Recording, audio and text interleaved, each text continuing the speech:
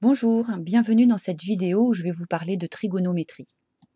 La trigonométrie, c'est une branche des maths qui traite des relations entre les angles et les distances dans un triangle rectangle.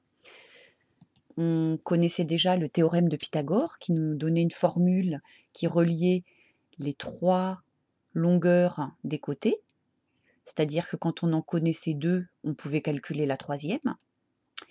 Là, vous allez voir que la trigonométrie, ça va nous donner trois formules qui mélange des angles et des distances. Donc les angles dont on va parler et dont on va s'occuper en trigonométrie, ça va être cet angle-là et cet angle-là. On ne va pas s'occuper de l'angle droit. L'angle droit, c'est l'angle droit, il reste l'angle droit, il ne va pas être concerné par la trigonométrie. Et de la même façon, on va tout de suite bien repérer l'hypoténuse, qui, je vous le rappelle, est à la fois le côté qui est en face de l'angle droit et le plus grand des trois côtés. Donc, comme pour Pythagore, il faudra toujours bien repérer l'hypoténuse dans le triangle rectangle dans lequel on est en train de travailler. Donc, la trigonométrie, il y a trois formules. Le cosinus, le sinus et la tangente. On parle de cosinus d'un angle, de sinus d'un angle et de tangente d'un angle.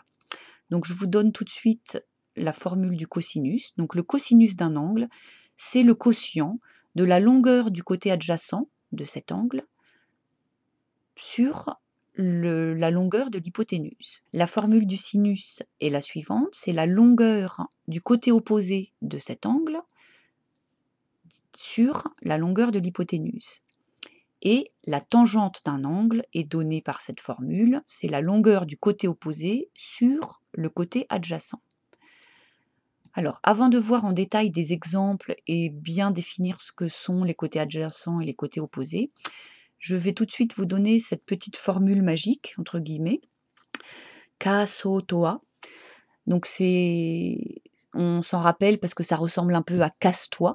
Donc il faut quand même bien savoir comment ça s'écrit. Ka, C-A-H, So, S-O-H, Toa, T-O-A. C'est un moyen mnémotechnique qui vous permet de retenir ces trois formules. Avec C-A-H, on retrouve cette formule-là, parce qu'on retrouve que c'est le cosinus qui est le côté adjacent sur l'hypoténuse, C-A-H. So, ça permet de retrouver que le sinus, c'est le côté opposé sur l'hypoténuse, et TOA, tangente, est égal à côté opposé sur côté adjacent.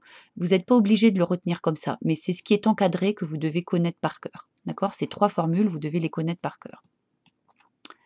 Alors, voyons un peu comment ça marche. Avant de prendre des exemples, il faut que je reprécise bien que l'hypoténuse, c'est l'hypoténuse, d'accord? Dans les formules, ce qu'on appelle l'hypoténuse, ça s'appelle l'hypoténuse.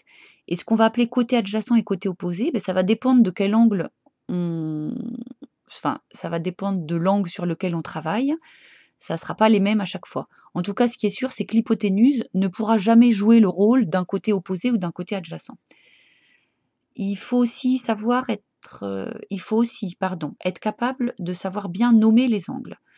Donc, je répète, les angles dont on va calculer le cosinus, le sinus ou la tangente, ça ne peut être que celui-là ou celui-là. Ça ne peut jamais être l'angle droit. Donc, celui-là, par exemple, comment va-t-on le nommer? Donc ça, c'est des rappels de sixième. Cet angle-là, c'est l'angle BCA ou ACB.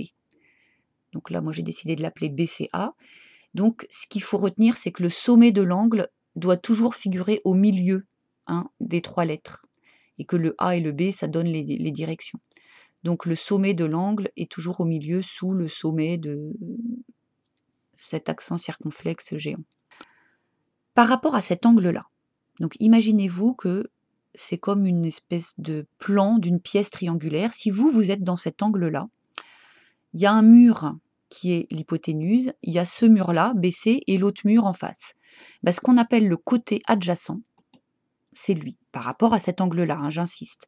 Si vous êtes ici, dans cette pièce, le côté adjacent, c'est le mur que vous pouvez toucher, pas l'hypoténuse. Et le côté opposé, c'est celui d'en face. D'accord?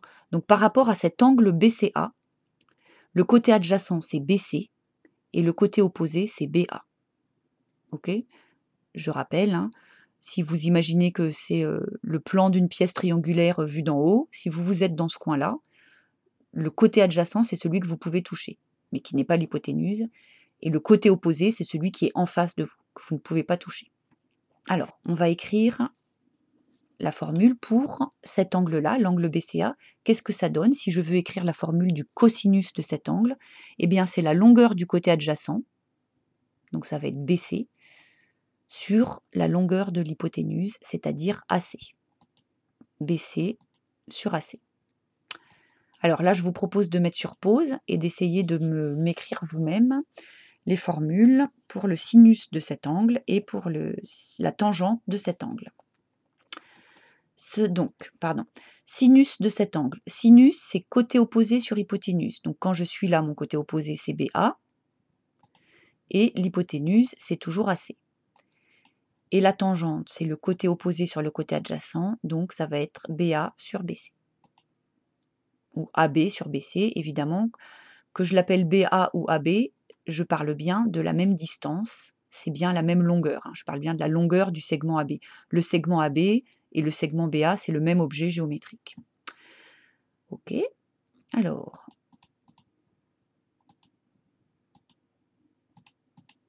si maintenant je m'intéresse à cet angle-là, que je peux nommer BAC ou CAB, je vais faire la même chose, je vais écrire les trois formules du cos, du sinus et de la tangente pour cet angle-là.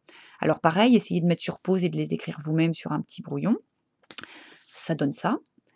Donc le côté opposé, quand je suis là, cette fois le côté opposé c'est BC et le côté adjacent c'est AB. Donc ça donne ceci. Le cosinus, c'est adjacent sur hypoténuse, c'est donc BA sur AC, ou AB sur AC, ce qui est pareil. Le sinus opposé sur hypoténuse, BC sur AC. Ok.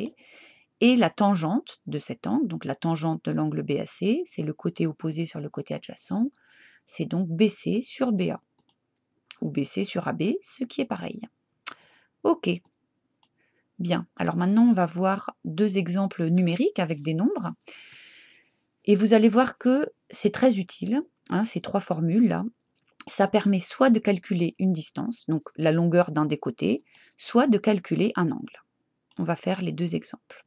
Premier exemple, j'ai un triangle rectangle RPS, rectangle en P, et j'ai ces informations-là. On me donne l'angle, on me donne une longueur, et on me demande de calculer une autre longueur.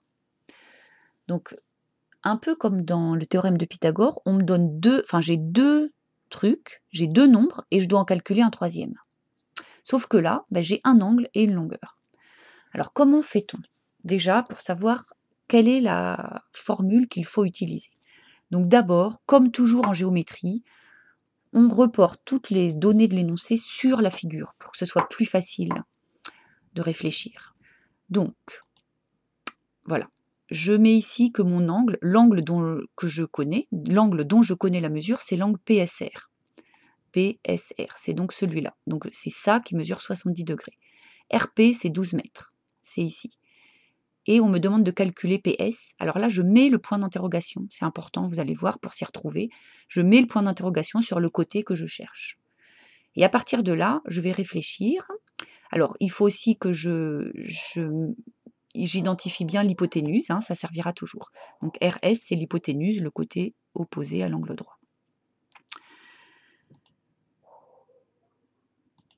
Oui. Quand je suis là, dans cet angle de 70 degrés, en fait, l'hypoténuse ne va pas nous servir ici, parce que non seulement je ne la connais pas, enfin je ne sais pas combien elle mesure, mais en plus ce n'est pas ça qu'on me demande de calculer. Donc ici l'hypoténuse ne m'intéresse pas. Je l'ai repérée, mais elle ne va pas m'intéresser, elle ne va pas faire partie de mon calcul. En revanche, ce qu'il faut que je fasse, c'est que je repère bien ce côté-là. Qu'est-ce qu'il est par rapport à cet angle-là, et lui aussi. Donc je me mets là-dedans, dans ma petite pièce triangulaire vue d'en haut.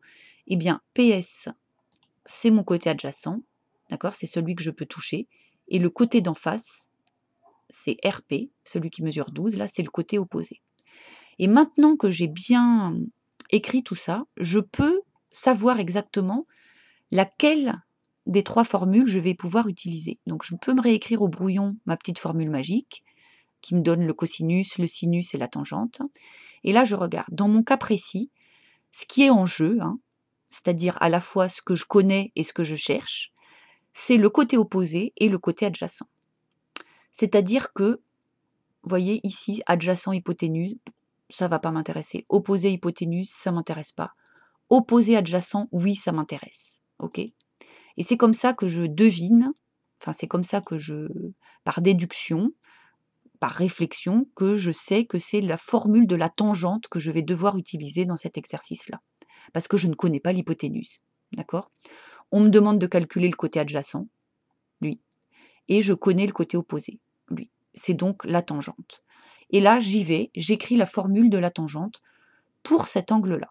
J'écris d'abord avec les lettres, comme on fait pour Thalès et pour Pythagore. Ça donne ceci. Donc, tangente de mon angle PSR est égale donc au côté opposé, c'est-à-dire RP ou PR, sur le côté adjacent, c'est-à-dire PS. Voilà, là j'ai écrit la formule avec les lettres. Et là je retrouve un peu le même protocole que quand j'utilise le théorème de Pythagore ou le théorème de Thalès, c'est-à-dire une fois que j'ai écrit ma formule avec les lettres, mon égalité avec les lettres, eh bien à l'étape suivante, je recopie tout en remplaçant ce que je connais par les valeurs numériques et en laissant les lettres pour ce que je ne connais pas. Ce qui donne ceci. Tangente de 70 est égale à 12 sur PS. D'accord? PS, c'est ce qu'on me demande de calculer, je laisse les lettres. Ok? Et là, je me retrouve avec une petite égalité où mon inconnu est ici. Donc le plus simple, c'est de transformer rapidement ce nombre-là, tangente 70, en une fraction, en disant que c'est pareil que tangente 70 sur 1, et puis de faire un petit produit en croix pour trouver PS. Donc PS, ça va être ça fois ça divisé par ça. Je l'écris, hein, je ne le calcule pas tout de suite à ma calculatrice, je l'écris d'abord. PS est égal à 1 fois 12 divisé par tangente 70. Attention, ici, mon nombre, c'est tangente 70, hein, c'est pas 70. C'est une erreur qui est souvent commise par les élèves, c'est tout ça. Donc quand je vais taper à la calculatrice, je vais taper tout ça, 1 fois 12 divisé par tangente 70. Alors 1 fois 12, c'est pareil que 12, c'est pour ça que je l'ai laissé en vert, on n'est pas obligé de le taper. Hein. On peut taper directement 12 divisé par tangente de 70. Et quand on tape ça à la calculatrice, on trouve que c'est environ égal à 4,37 mètres. Je vais jusqu'à une précision au dixième, parce que comme c'est des mètres, bah, je peux aller jusqu'à une précision de centimètres. Hein. En général, on vous le précise dans l'énoncé, comment il faut arrondir. Si c'est pas précisé, bah, à vous de le faire voilà, au plus. Si c'est pas précisé, bah, vous faites comme vous pouvez. Deuxième exemple, ici, pour calculer un angle, donc voilà un exemple, un triangle rectangle ABC, rectangle en B. On connaît la mesure de AB, la mesure de AC, on vous demande de calculer l'angle BAC. Donc à nouveau, on va reporter toutes ces infos sur la figure pour y voir plus clair. BA c'est 12,7, AC c'est 25, et on me demande de calculer l'angle BAC. Ok. Je repère l'hypoténuse. Ah, ici, l'hypoténuse, on la connaît. D'accord? Donc ça sera peut-être soit sinus, soit le cosinus qu'on va utiliser, on va voir. Alors si je me mets là, qui c'est lui? Mon côté AB que je connais, qu'est-ce qu'il est par rapport à mon angle? Est-ce le côté adjacent ou le côté opposé? Eh bien, c'est le côté adjacent, bien sûr. Donc par rapport à ma formule, j'ai l'adjacent et l'hypoténuse, donc on voit tout de suite que c'est le cosinus qui va m'être utile ici. Donc j'écris la formule du cosinus de cet angle avec les lettres. Cosinus de l'angle BAC est égal au côté adjacent, AB, sur l'hypoténuse, AC. Deuxième étape, je remplace par les valeurs. Donc ici, je connais AB, je connais AC, je remplace. L'angle, c'est ce que je cherche, je ne le connais pas, je laisse les lettres. Et là, on arrive à quelque chose où on ne peut pas du tout utiliser le produit en croix, parce que là, ce que je cherche, c'est coincé dans les parenthèses du cosinus. Là, la seule façon de s'en sortir, c'est d'utiliser la fonction inverse du cosinus, c'est-à-dire arc cosinus. Donc là, on y va direct à la calculatrice. Si le cosinus de mon angle est égal à ça, mon angle est égal à l'arc cosinus de ça, de cette fraction. Et je tape comme ça à la calculatrice. Enfin, d'abord, je l'écris. L'angle BAC, c'est arc cosinus de 12,7 sur 25. Donc, à la calculatrice, rappelez-vous, la barre de fraction, c'est pareil que diviser. Et quand je tape ça à la calculatrice, je trouve que c'est à peu près 59 degrés. Pour les degrés, c'est bien d'arrondir à l'unité parce qu'un dixième de degré, c'est pas très, enfin, c'est une précision qui est tellement précise que c'est pas très utile, quoi. En général, on vous le précise dans l'énoncé. Voilà, alors juste pour finir, sur une calculatrice, on a là au milieu un sinus, cosinus et tangente, quand on doit calculer, dans ce cas-là, quand on veut calculer une distance.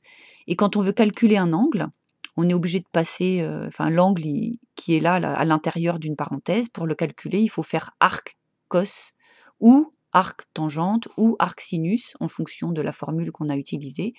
Et c'est là, vous voyez, c'est au deuxième étage, au-dessus. Donc il faut taper seconde d'abord.